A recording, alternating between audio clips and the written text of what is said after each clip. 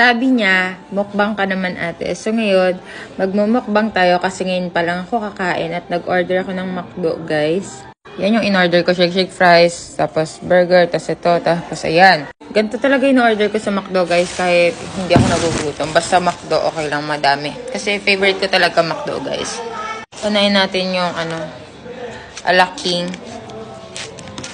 Favorite ko talaga to, guys. Promise.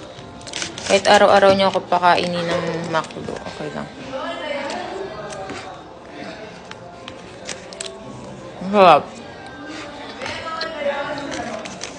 Kahit nag-aalaking na ako, gusto ko talaga may burger.